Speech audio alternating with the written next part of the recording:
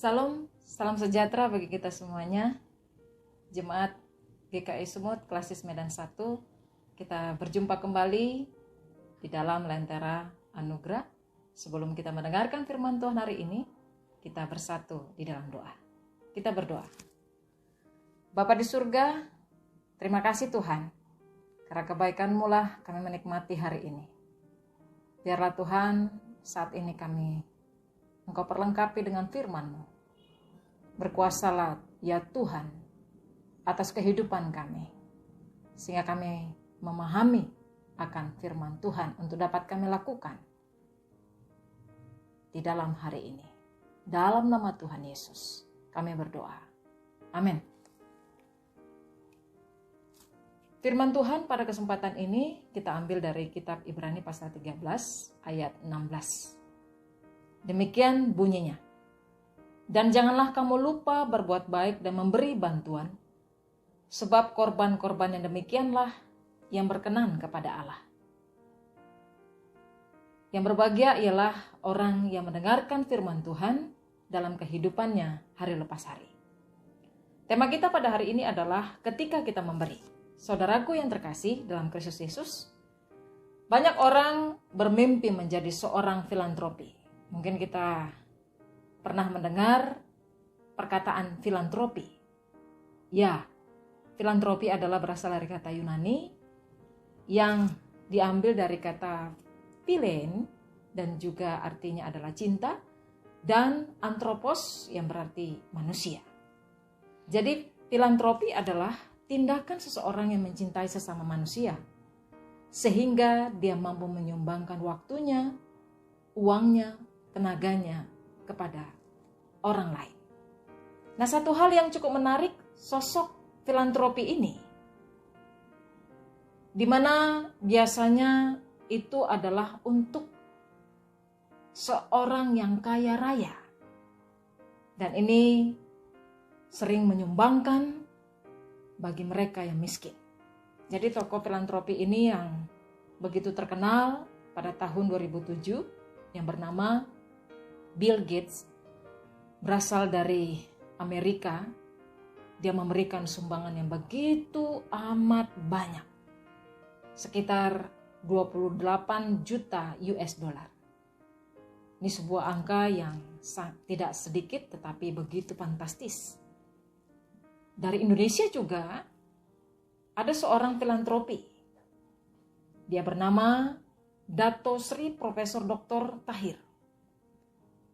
Lembaga kantor berita Antara menganugerahkan kepada beliau, yaitu tokoh filantropi pada tahun 2014. Dia melakukan kedermawanannya kepada orang-orang miskin. Saudaraku yang terkasih dalam Kristus Yesus, Allah memang tidak menuntut kita sebagai pengikutnya sebagai seorang filantropi. Walaupun tindakan filantropi ini adalah begitu baik. Dan juga tindakan filantropi ini adalah bagian daripada firman Tuhan. Cuman saudaraku yang terkasih, yang mau saya jelaskan di sini, Allah mau meminta kita, menuntut kita untuk mengasihinya dan juga sesama kita manusia. Tapi ingatlah di situ bukan hanya di saat kita waktu kaya, bukan hanya di saat kita itu berlebihan, tapi dalam setiap keadaan. Apapun di dalam hidup kita ini, kita harus melakukan sikap mengasihi Allah dan juga sesama. Beda sekali saudara yang terkasih antara tindakan filantropi dengan iman orang Kristen. Di sana terletak ada sangat kontras di mana orang atau seorang filantropi itu memberi dari kelimpahannya. Tetapi seorang yang mengasihi Allah sesuai dengan iman Kristen, kalau dia mengasihi Allah dan juga mengasihi samanya, bukan berarti dia seorang yang kaya raya, harus kaya raya. Tidak demikian Bapak, Ibu, dan saudara yang terkasih. Tetapi Tuhan mengajarkan di saat ini, di saat kamu berkekurangan, kamu mampu memberi. dan mengasihi Allah dan juga sesama manusia. Artinya di situ saudaraku yang terkasih, ketika orang percaya memberi kepada yang membutuhkan, apapun bentuk pemberiannya, inilah yang disebut Alkitab sebagai korban persembahan. Coba kita kembali perhatikan firman Tuhan pada hari ini. Dikatakan tadi, dan janganlah kamu lupa berbuat baik dan memberi bantuan. Sebab korban-korban yang demikianlah yang berkenan kepada Allah. Artinya apa di situ? Tidak sedikit pun dikatakan di sana dalam firman Tuhan. Sebuah tuntutan supaya memberi itu pada saat kita menjadi seorang yang kaya. Menjadi seorang yang mapan. Menjadi seorang yang berkelimpahan. Dan hal tentang memberi itu tidak menunggu sampai kita hidup dengan bergelimang harta kekayaan kita. Karena bagaimana jika kita itu tidak kunjung menjadi seorang yang kaya yang bergelimang harta kekayaan? Apakah kita itu bisa memberikan kepada orang lain? Apakah kita juga tidak terdorong untuk memberi sesuatu kepada orang lain? Tentu saja tidak seperti ini, saudaraku. Memberi dari kelimpahan itu sangat mudah dan gampang. Karena menyisihkan sebagian kecil dari apa yang kita punya. Tetapi kalau kita berkekurangan, untuk memberi itu adalah sesuatu yang sulit.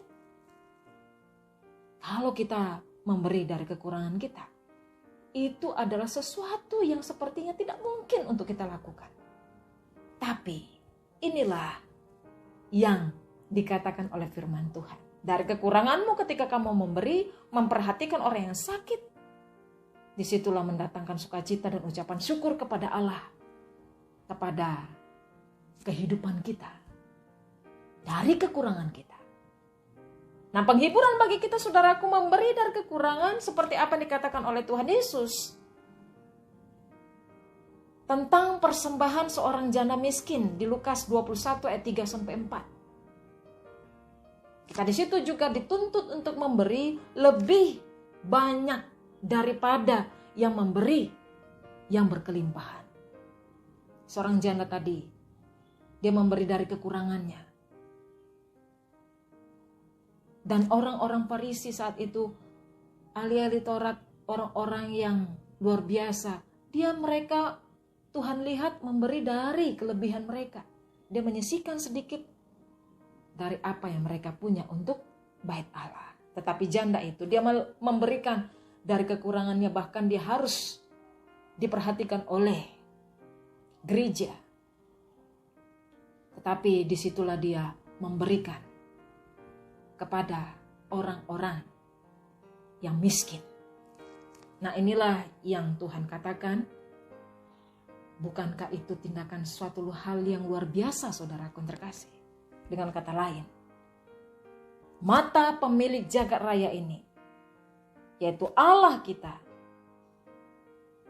yaitu kita jauh lebih kaya, kita itu dikatakan jauh lebih dermawan daripada seorang filantropi yang bernama atau yang terkenal, bila mereka itu memberi dari kekurangan kita. Jadi artinya kita itu memberi dari kekurangan, itu hal yang luar biasa daripada mereka yang memberi dari kelebihan. Terlebih dalam masa sekarang ini, saudaraku yang terkasih, ketika hidup itu begitu terasa berat, dampak COVID-19 yang banyak mengguncang sendi kehidupan manusia dan membuat banyak orang juga berkekurangan, tidak mampu, lemah, tidak bisa untuk memperhatikan, tetapi dia mau diperhatikan. Nah, disinilah saatnya kita dipanggil, saudaraku terkasih, untuk menyatakan belas kasih kita. Sebagaimana Allah kita sudah menyatakan belas kasihnya kepada kita. Jangan tuntut dan jangan tunggu. Diri kita ini sampai dulu mapan, sampai dulu berkelimpahan, sampai dulu kita punya, baru kita menyatakan action untuk memperhatikan orang lain dan membantu orang lain. Tetapi hari ini Tuhan katakan, berilah segala apa yang ada pada dirimu, karena Tuhan sudah memberikan kita terlebih dahulu. Kiranya hari ini firman Tuhan memberkati kita dan kita mampu melakukan apa yang Tuhan kehendaki, sehingga kita mampu mengasihinya dan juga sesama kita manusia. Tuhan Yesus memberkati. Amin. Mari kita bersatu dalam doa. Tuhan Yesus, kami bersyukur Tuhan, karena pada kesempatan ini kami diingatkan kembali oleh firman Tuhan untuk memberi sebagai bagian dari iman kami mengasihi Allah dan juga sesama manusia. Ajari kami Tuhan untuk mewujudkan firman-Mu ini. Dalam nama Tuhan Yesus kami berdoa dan mau mengucapkan doa Bapa kami bersama-sama. Bapa kami yang di sorga, dikuduskanlah nama-Mu, datanglah kerajaan-Mu, jadilah kehendak-Mu di bumi seperti di sorga.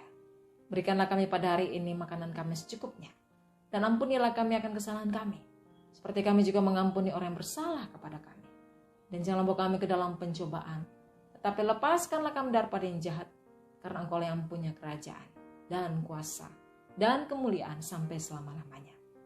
Amin. Terimalah berkat Tuhan, kasih karunia daripada Allah Bapa, kasih sayang Yesus Kristus di dalam persekutuan Roh Kudus, kiranya memberkati kehidupan saudara-saudara dimanapun berada, mulai dari saat ini sampai selama-lamanya. Amin. Selamat pagi, Tuhan Yesus memberkati.